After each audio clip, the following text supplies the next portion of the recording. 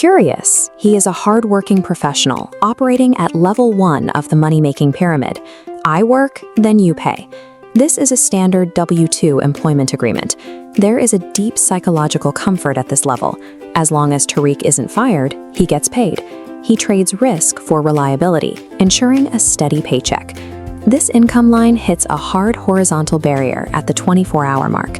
Tariq is trading his physical presence for currency, which limits his potential to the hours available in a single day.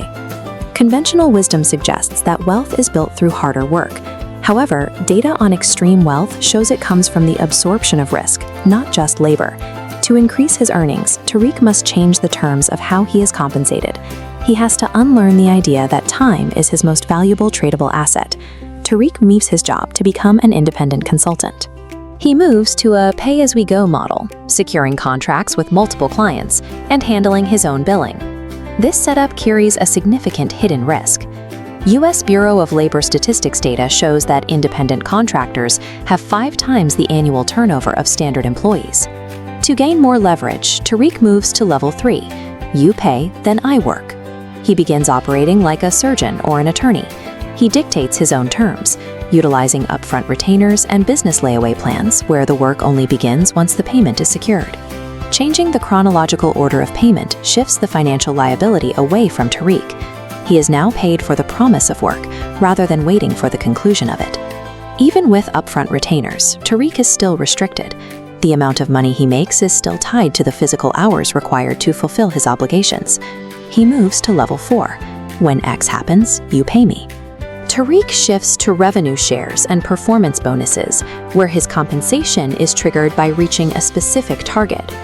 By guaranteeing an outcome, such as a specific sales increase, Tariq absorbs the performance risk. Because the market perceives this as a difficult bet, he can command a much higher price for the result. His earnings are now tied to his skill rather than his schedule.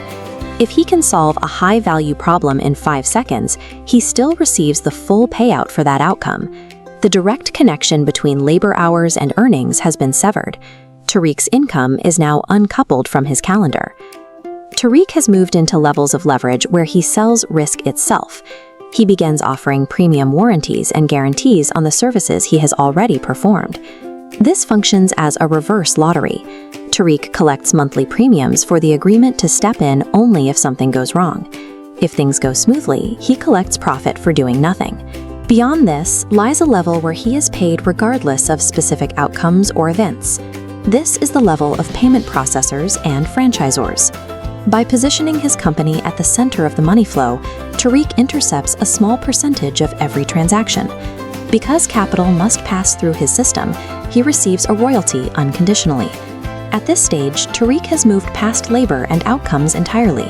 He prices market uncertainty and collects the difference. Tariq is generating significantly higher returns now.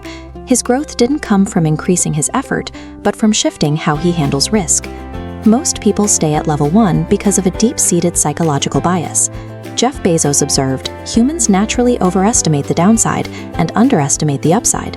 Investor Peter Lynch highlights the mathematical advantage of this shift.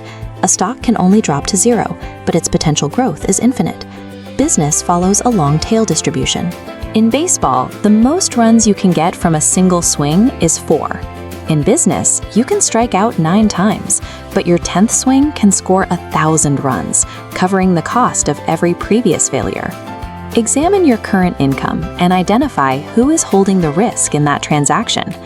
Building wealth requires you to stop avoiding that risk and start pricing it for yourself.